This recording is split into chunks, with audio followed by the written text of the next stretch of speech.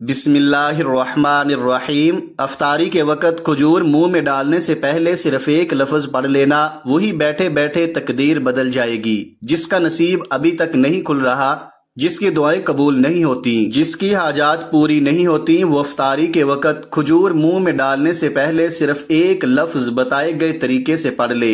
ناظرین، ماہ رمضان کا مہینہ ہے، عظمت اور برکت والا مہینہ ہے، نیکیوں کا مہینہ ہے، خزانے لوٹنے کا مہینہ ہے۔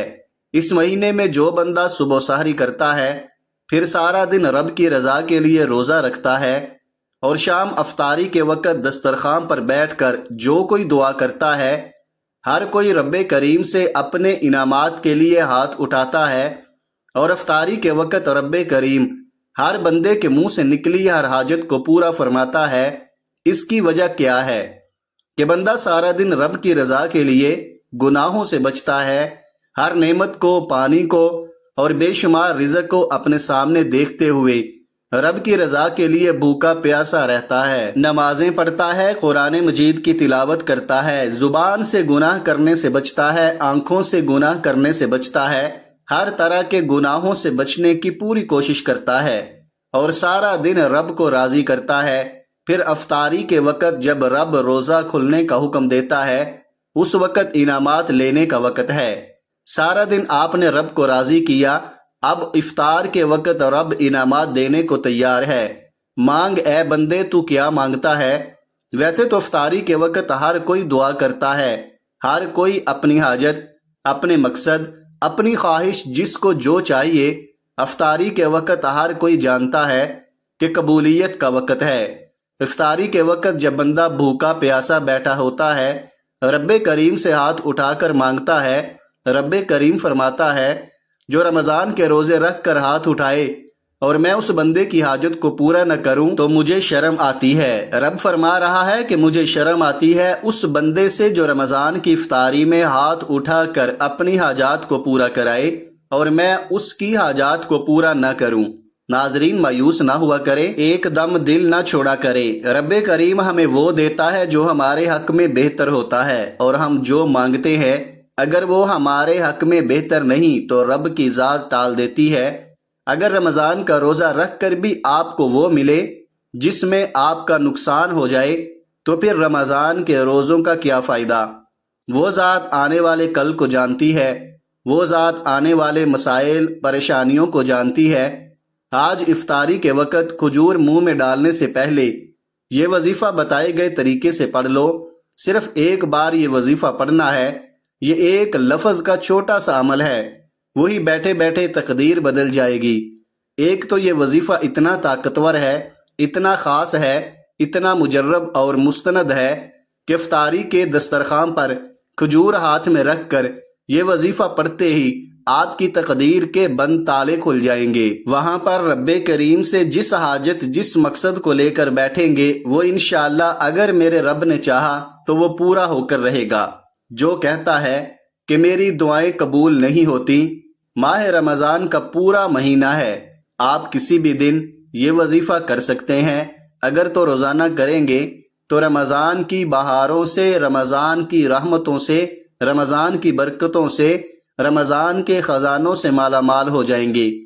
کم از کم ہر کوئی افطاری کے وقت صرف ایک بار یہ وظیفہ لازمی کرے، اور میرا یقین ہے کہ اگر کوئی بندہ افطاری کے وقت کھجور منہ میں ڈالنے سے پہلے میرے بتائے گئے طریقے سے، میرے کہنے پر ایک بار یہ وظیفہ پڑھے گا، آپ کو رب کی ذات اتنا نوازے گی، آپ جس حاجت کو لے کر بیٹھیں گے، افطاری کے دسترخوان سے اٹھنے سے پہلے، مغرب کی نماز پڑھنے سے پہلے آپ کو انشاءاللہ خوشخبری مل جائے گی۔ آپ کا وہ کام بھی ہو جائے گا، آپ کی وہ حاجت، آپ کی وہ دعا قبول ہو جائے گی جب آپ یہ وظیفہ کھجور منہ میں ڈالنے سے پہلے پڑھیں گے۔ اب اگر 1 سے 2 منٹ میں آپ کی حاجت پوری ہو جائے تو اس وظیفے کی کتنی طاقت ہے۔ میں بتا رہا ہوں کہ یہ وظیفہ بہت طاقتور ہے، لیکن اس وظیفے کی قبولیت کی وجہ کہ فوراً آپ کی ہر حاجت پوری ہو جائے گی، وہ یہ ہے کہ بندہ صبح سحری سے لے کر شام افطاری تک ذکر و اذکار کرتا ہے، قرآن مجید کی تلاوت کرتا ہے، رب کریم کی رضا کے لیے روزہ رکھتا ہے، ہر شے ہوتے ہوئے تنہائی میں بھی رب کریم سے خوف کھاتا ہے اور روزے کی حفاظت کرتا ہے، اور افطاری کے وقت رب فرماتا ہے تو مانگ کیا مانگتا ہے، تو نے میری رضا کے لیے روزہ رکھا، آج تو جو مانگے گا میں تیری ہر حاجت کو پورا فرماؤں گا۔ ناظرین، رب کریم اتنا رحمان ہے، اتنا کریم ہے کہ جب کوئی بندہ روزہ رکھتا ہے اور روزے دار کے منہ سے آنے والی جو بو ہے، رب کریم فرماتے ہیں وہ مجھے مشک کی خوشبو سے بھی زیادہ پسند ہے، جنت سے بھی زیادہ پسند ہے جو روزے دار کے منہ سے بو آتی ہے۔ رب کریم اپنے پیارے بندوں سے اتنی محبت فرماتا ہے کہ موقع موقع پر گناہوں کی بخشش کا ذریعہ بنا دیتا ہے۔ کبھی شب معراج کو بھیج دیتا ہے، کبھی شب برات کو بھیج دیتا ہے، کبھی رجب آ جاتا ہے، کبھی شعبان آ جاتا ہے، تو کبھی جمعۃ المبارک کا دن آ جاتا ہے۔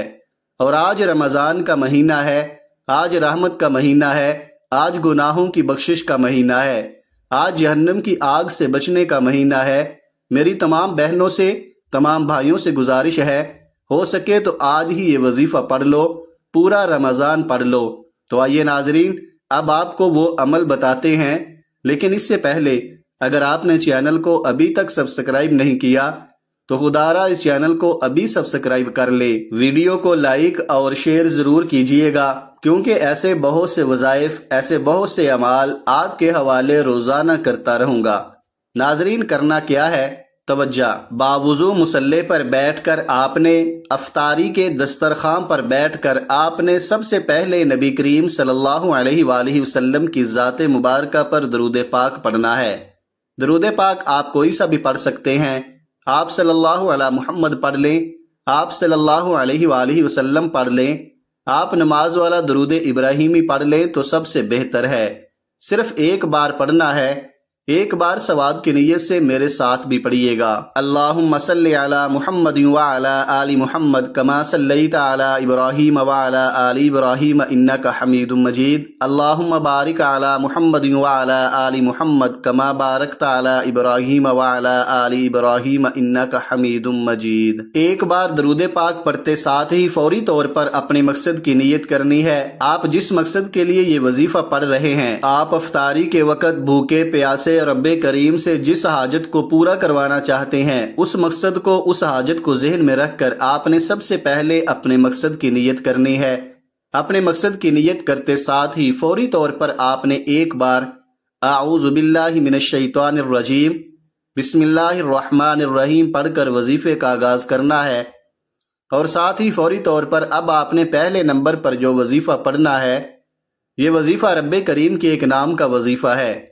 یہ نام ہر کسی کو زبانی آتا ہے، اور اس نام کی قدر و قیمت اتنی زیادہ ہے کہ اگر کوئی بندہ عام دنوں میں بھی الحمدللہ یا ربی کو پڑھتا ہے تو رب راضی ہو جاتا ہے، اور جب افطاری کے وقت رب کی ذات اپنے بندے سے راضی ہے، روزہ دار سے راضی ہے، تو پھر منہ سے نکلی ہر بات پوری ہو جاتی ہے۔ آپ نے افطاری میں ایک کھجور لینی ہے، کھجور سے روزہ افطار کرنا سنت نبوی ہے۔ آپ نے کھجور کو سیدھے ہاتھ کی ہتھیلی پر رکھ کر روزہ کھولنے سے پہلے کھجور سیدھے ہاتھ کی ہتھیلی پر رکھ کر آپ نے پہلے نمبر پر الحمدللہ یا ربی کو پڑھنا ہے۔ الحمدللہ یا ربی کا مطلب ہے کہ یا اللہ تیرا شکر ہے، تو نے رمضان کا مہینہ عطا فرمایا، پھر رمضان کا روزہ رکھنے کی توفیق عطا فرمائی، پھر سحری کرنے کی توفیق عطا فرمائی، پھر سارا دن روزے کی حفاظت کرنے کی توفیق عطا فرمائی، اب افطار میں انعامات سے جھولیاں بھرنے کی توفیق عطا فرمائی۔ افطار کے وقت کھجور پر آپ نے الحمدللہ یا ربی کو پڑھنا ہے۔ الحمدللہ یا ربی کو صرف 3 بار پڑھنا ہے۔ الحمدللہ یا ربی کو 3 بار پڑھتے ساتھ ہی ایک کھجور کا دانہ جو آپ نے سیدھے ہاتھ کی ہتھیلی پر رکھا ہوا ہے اس پر پھونک مار دیں۔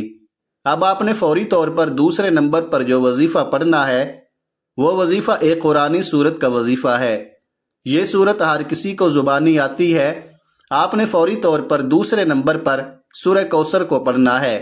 بسم اللہ الرحمن الرحیم انا اعطیناک الکوثر فصل لربک وانحر انا شانئک ھو الابتر۔ آپ نے سورہ کوثر کو صرف 3 بار پڑھنا ہے۔ توجہ کیجئے گا، سورہ کوثر ہر کسی کو زبانی آتی ہے، اور جب کوئی بندہ روزے کی حالت میں پڑھتا ہے، افطاری کے دسترخوان پر پڑتا ہے تو رب فرماتا ہے افطاری کے وقت کھجور پر سورہ کوثر پڑھنے والے کے 300 رزق کے دروازے کھول دیے جاتے ہیں۔ اگر 3 بار سورہ کوثر پڑھنے والے پر 300 رزق کے دروازے کھل جائیں، ہمارے آنے والے کل، ہمارے آنے والے وقت میں پریشانیوں اور رکاوٹوں سے ہر طرح کے مسائل کا خاتمہ ہو جائے، 2 سے 3 منٹ پہلے دسترخوان پر بیٹھ جانا ہے۔ آپ نے ایک کھجور کے دانے پر یہ وظیفہ پڑھ لینا ہے۔ یہ ایک لفظ کا وظیفہ ہے۔ الحمدللہ یا ربی کو بتائے گئے طریقے سے پڑھنے کے بعد دوسرے نمبر پر سورہ کوثر پڑھنی ہے۔ توجہ کیجئے گا کہ کیسے پڑھنی ہے اور کتنی بار پڑھنی ہے۔ ایک ایک نقطہ بہت ہی خاص ہے۔ سورہ کوثر کو بسم اللہ کے ساتھ ہاتھ کی انگلیوں پر پڑھ لیں، تسبیح کے دانوں پر پڑھ لیں، 3 بار پڑھ کر کھجور پر پھونک مارنی ہے۔ اب ایک کھجور کے دانے پر 3 بار بسم اللہ الرحمن الرحیم کے ساتھ سورہ کوثر پڑھ کر پھونک مارتے ساتھ ہی فوری طور پر آپ رب کریم سے دل ہی دل میں مانگتے چلے جائیں۔ تیسرا اور آج کا آخری وظیفہ، افطاری کے وقت یہ دعا ہر کوئی پڑھتا ہے اور یہ دعا واجب بھی ہے، ہر کوئی افطار کی دعا پڑھتا ہے۔ افطاری کے وقت اب آپ نے پہلے نمبر پر الحمدللہ یا ربی، دوسرے نمبر پر سورہ کوثر اور تیسرے نمبر پر افطاری کی دعا پڑھ کر وظیفہ مکمل ہے اور روزہ افطار کر لینا ہے۔ افطاری کے وقت کی دعا میں آپ کو پڑھ کر بھی سنا دیتا ہوں۔ اللہم انی لک صمت وبک آمنت وعلیک توکلت وعلی رزقک افطرت۔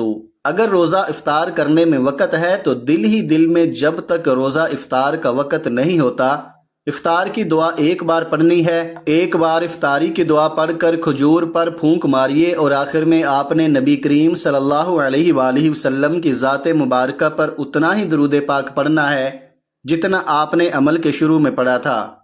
درود پاک پڑھ کر فوری طور پر آخر میں آپ نے اپنے گناہوں کی سچی توبہ کرنی ہے۔ افطاری کا وقت ہے۔